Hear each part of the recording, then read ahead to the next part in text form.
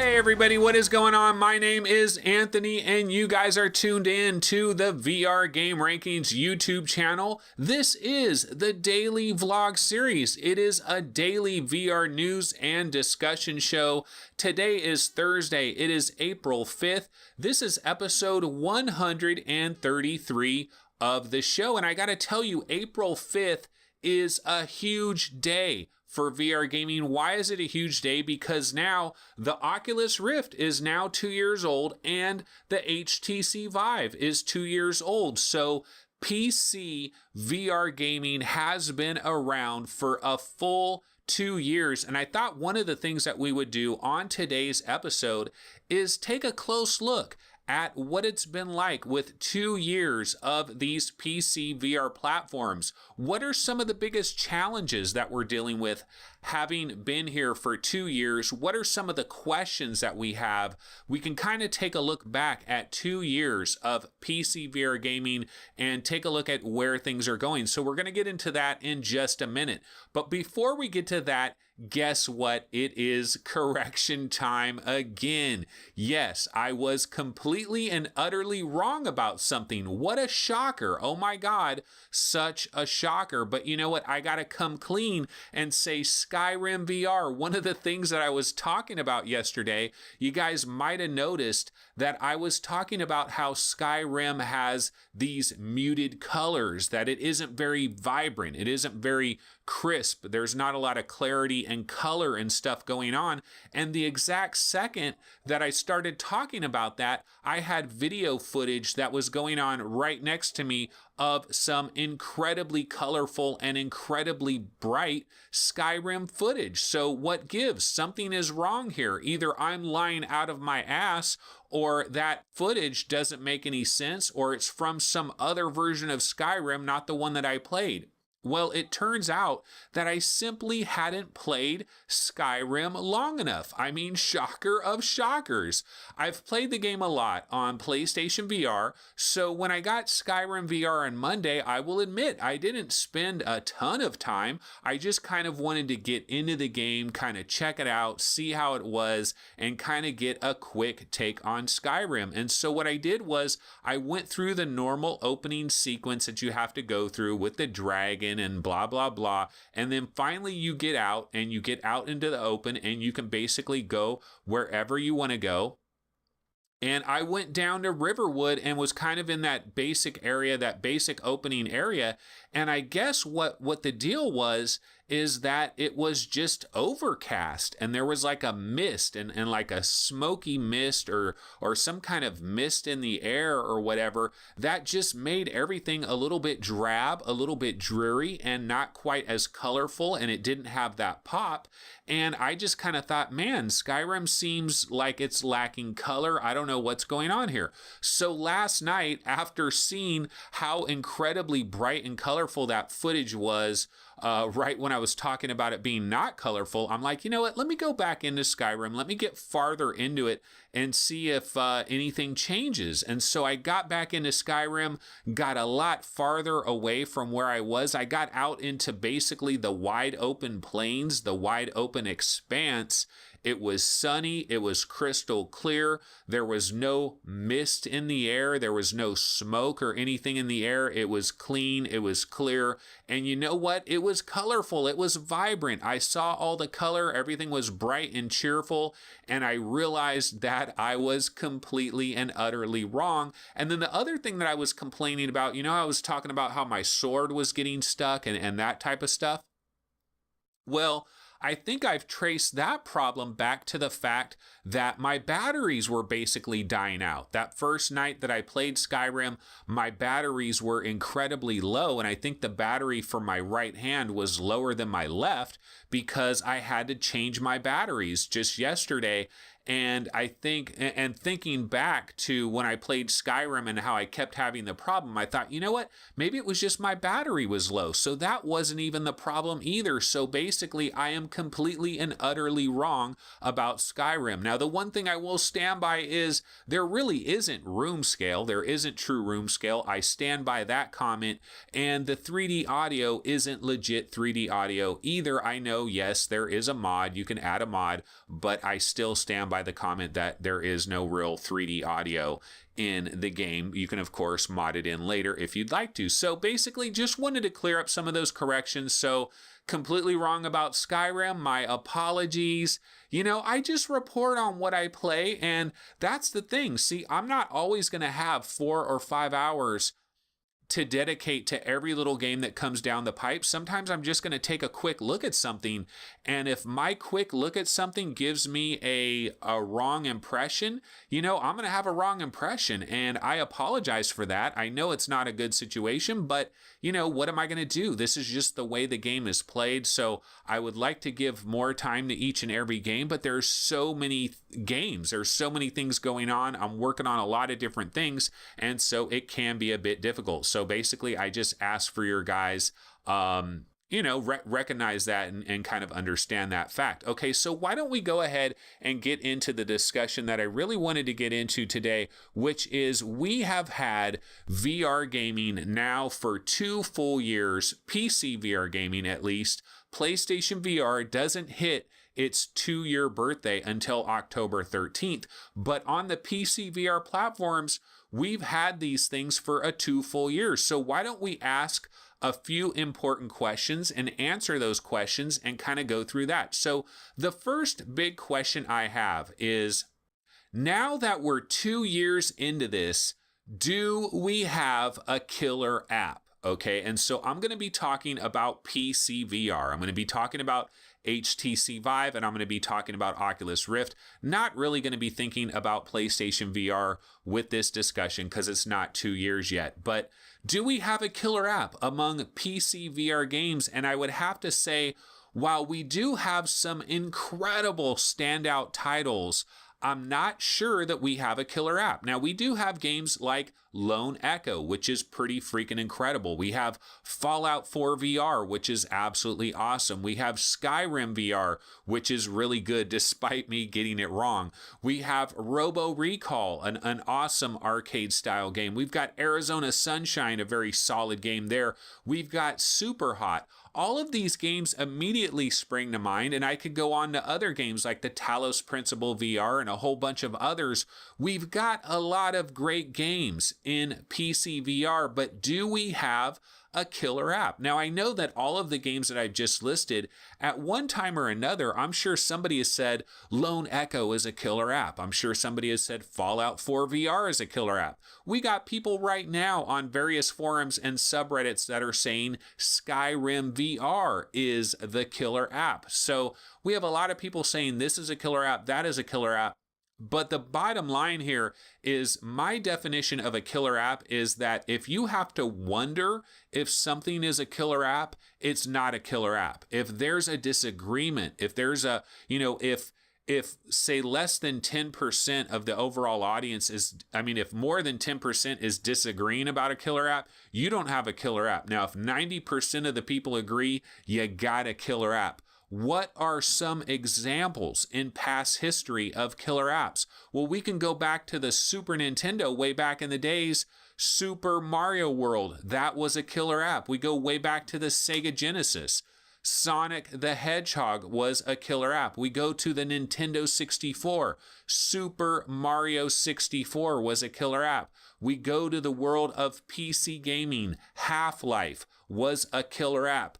Doom was a killer app. Quake was a killer app. So the thing is, we've had killer apps over the years, but the truth is, it's not as commonplace as you might think. Like if we look at the Xbox One, if we look at PlayStation 4, do these systems have a killer app? Well, I guess now with Fortnite, they have a killer app, but before that, I don't think they really had a legitimate killer app. Killer apps are not easy to come by, and so I don't think it's necessarily any kind of major disaster that we don't have a clear-cut killer app. But I do believe that if we did, if PC VR had, say, a Wipeout VR, if it had a killer app of that level, then hey, we'd be fine. Now, all kidding aside, I really do believe Wipeout is kind of a killer app on PlayStation VR, but we don't have that one game that we can hold up on a pedestal and say, yes, this is the dream. I don't think we have that game yet. But I don't think it's necessarily the end of the world, because I think there's tons of systems that haven't necessarily had a killer app. So let's go ahead and move on to question number 2. Question number 2, have mainstream gamers finally stopped looking at VR gaming as a fad? This is something that we've dealt with basically since the very beginning, and it was way, way worse, I would say. Back in 2016, it was really bad, and probably for most of 2017, it was pretty bad. But you know what? I think we've kind of turned the corner here. I think if you ask your average flat gamer about VR, I don't think they're quite as dismissive about it as they used to be. I remember way back to 2016, I remember all the haters. Oh my goodness, I would go to NeoGAF. There were so many threads on NeoGAF where people were saying, oh man, I just hope VR dies in a boat fire. I mean, I don't know how many times I've heard that. Or like, VR, just go away already. Or why are these developers, they're wasting their time, they're wasting their money, and they're wasting their resources on VR. Why doesn't this VR thing just go away? Nobody wants to put a dumb thing on their head all day long. I mean, these were all the things that we heard in 2016 and probably most of 2017 as well. But I do feel like we've turned a corner. I feel like a lot of flat gamers nowadays, they might not be interested in VR. They might not like VR, but I think they recognize that VR has a place and that VR isn't going anywhere. And I think what it really boils down to actually is I think a lot of these flat gamers, there was a lot of fear in the beginning. I think they were scared, actually. I think they were really scared that the type of experience that they grew up and that they've played video games all their life, it's always been sitting on a sofa, controller in hand, their TV across the way there. That is how all these people have played games since the days of the Atari. You know, this is how they've played games. And so this idea of putting something on your head and standing up and having motion controllers and all that, it just didn't jive with them. They didn't want this future. They were scared to death. And I think that fear caused them to lash out and caused them to really hate VR and hope that VR died a quick and painful death. And I think what has happened is, I think a lot of these flat gamers, they've come to the realization that, you know what, flat gaming is not going to just pack up their bags and leave immediately, that there's going to be a transition here. This is going to last years and years and years. And even when VR and AR eventually do take over, and take over they will, there's still going to be a bit of flat gaming here and there. There's still going to be your holdouts, just like there's people today that are still playing Super Nintendo and Sega Genesis, and they always will. I think flat gaming will always live, and flat gaming is not going to die a rapid death that maybe some of these people thought, and that's why they were so anti-VR. So I do feel like there is a little bit of a backing away from this idea of VR being a fad. So I think that is a really good thing.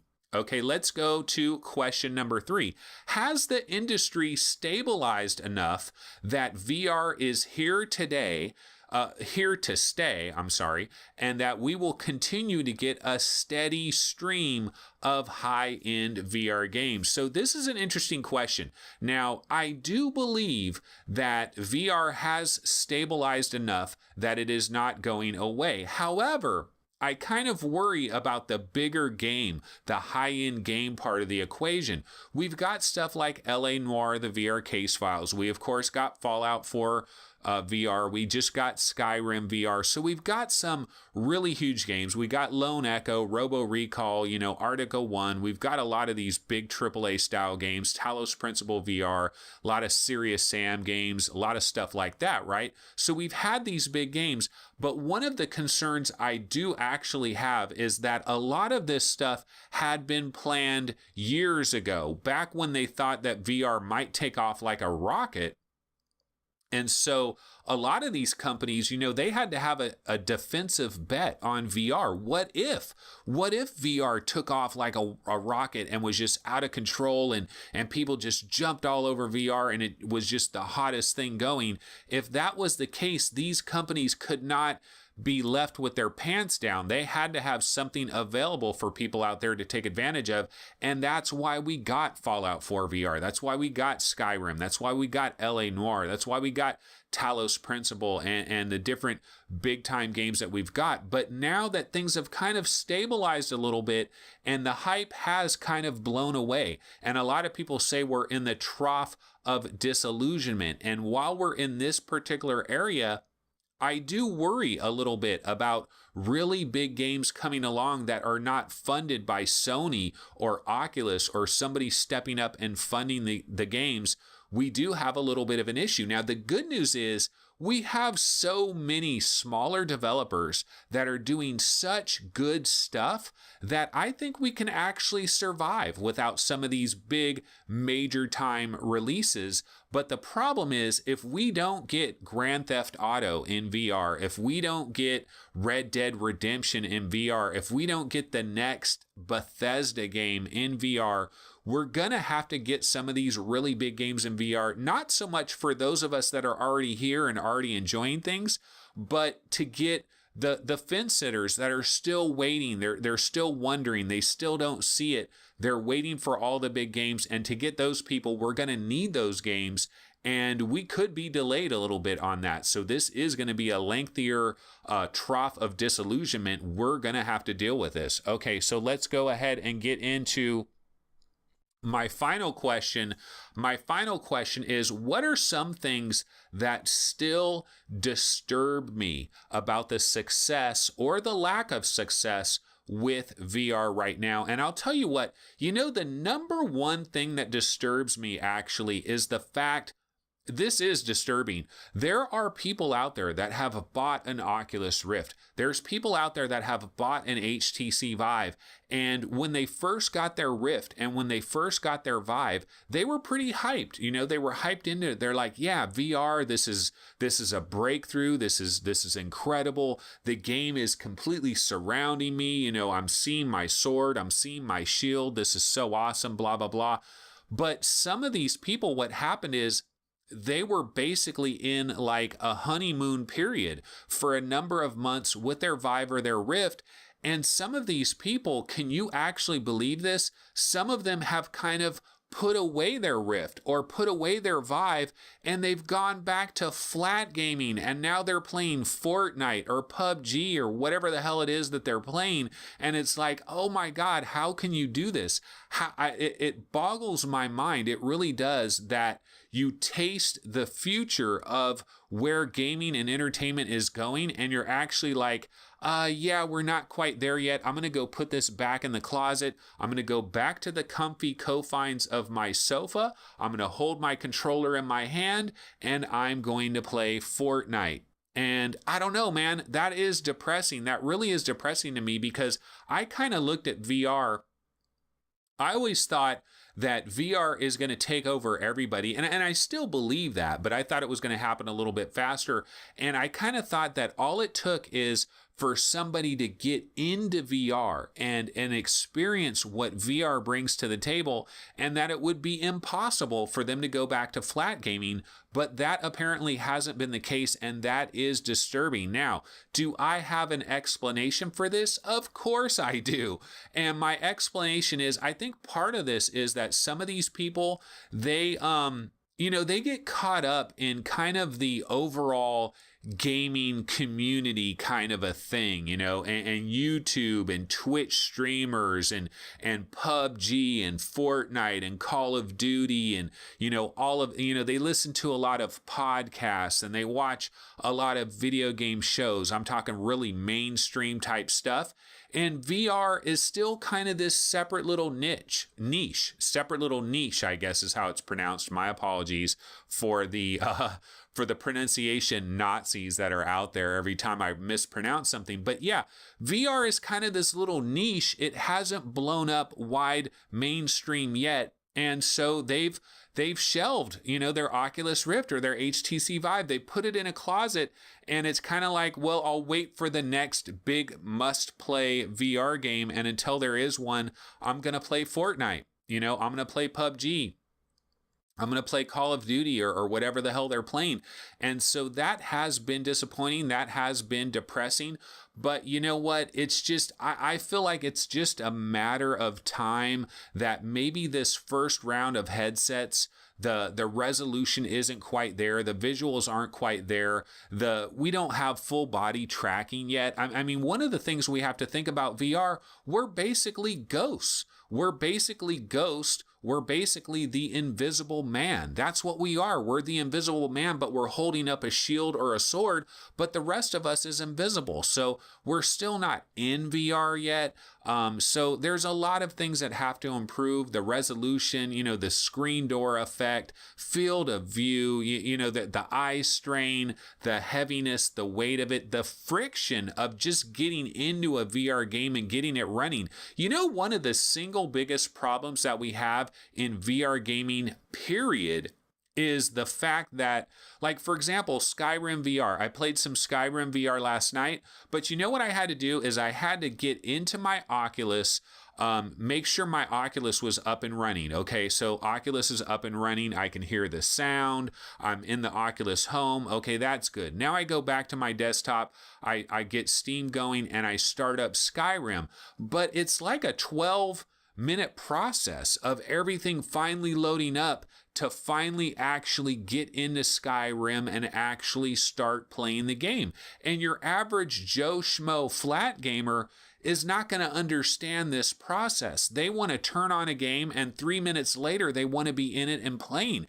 And I understand that. And that is a real problem that we have in VR. I call it friction. Just the process of putting on the headset, having your controller show up and making sure the sound works and just finally getting into the game. All the goddamn loading screens. We're eventually going to have to get past these loading screens. If we want 1 billion people playing VR, we got to get rid of the goddamn loading screens. We need instantaneous action. It needs to be bam, bam, bam. You get into VR, the game is up and running, you are immersed, and everything is good. We've got a lot of stuff that we've got to overcome, but at the end of the day, I think things are looking good. And, maybe we went a little bit negative with some of these questions, but, here we are 2 years later. VR has survived. It is not a fad. It is going to live. It's going to take a little bit longer. We are in this trough of disillusionment, but I think we're going to make it. I think we're going to survive. I think everything is going to work. I honestly believe VR and AR is this runaway train. It is unstoppable.